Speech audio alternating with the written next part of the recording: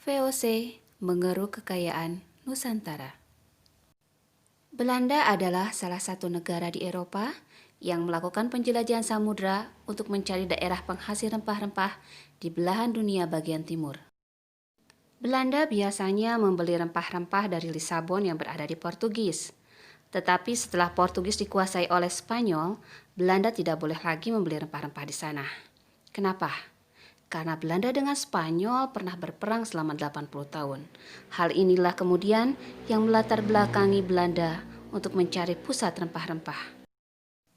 Belanda pun kemudian melakukan penjelajahan samudra di bawah pimpinan Cornelis de Houtman pada tahun 1595 dengan 4 buah anak kapalnya. Rute perjalanan yang dilakukan Belanda mengikuti rute perjalanan Portugis, yaitu menyusuri pantai benua Afrika. Hanya saja, Belanda setelah tiba di Afrika bagian selatan tidak menuju ke Asia Barat Daya, tetapi menyusuri Samudra Hindia. Kemudian melewati Selat Malaka dan tiba di Banten pada tahun 1596. Atas saran dari Johan van Oldenbarneveldt pada tahun 1602, kongsi-kongsi dagang Belanda disatukan menjadi sebuah kongsi dagang besar yang diberi nama VOC. Adapun tujuan dibentuknya VOC, yang pertama adalah menghindari persaingan tidak sehat di antara pedagang Belanda. Yang kedua, memperkuat posisi Belanda dalam persaingan dengan bangsa Eropa lainnya. Dan yang ketiga, untuk membantu keuangan Belanda yang sedang menghadapi Spanyol yang masih menduduki Belanda. Agar dapat melaksanakan tugasnya dengan leluasa, pemerintah Belanda memberikan hak istimewa kepada VOC yang disebut hak oktrooi. Untuk mendapatkan keuntungan yang lebih besar lagi, VOC bahkan memberlakukan monopoli perdagangan. Upaya lain yang dilakukan VOC dalam menguasai perdagangan diantaranya adalah pelayaran hongi.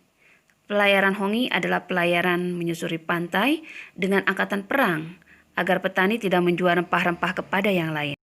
Berikutnya adalah ekstirpasi, yaitu menebang pohon rempah-rempah supaya tidak berlebihan. Rakyat pun wajib membayar pajak berupa hasil bumi yang disebut dengan kontingenten. Referenti pun diberlakukan, yaitu rakyat wajib menyerahkan pajak berupa hasil bumi di daerah yang tidak dikuasai VOC. Sedangkan di daerah Priangan, rakyat memiliki kewajiban untuk menanam kopi yang disebut dengan Priangerstelsel. Namun kemudian, VOC mengalami kemunduran dan kebangkrutan awal abad ke-18. Dibentuklah kemudian panitia pembubaran VOC pada tahun 1795. Akhirnya VOC dibubarkan pada tanggal 31 Desember tahun 1799. Yang menjadi penyebab kemunduran VOC diantaranya adalah hutang VOC yang besar, kemudian banyaknya pegawai-pegawai VOC yang melakukan korupsi, biaya perang yang besar, persaingan dengan kongsi dagang lain, dan masih banyak penyebab kemunduran VOC lainnya.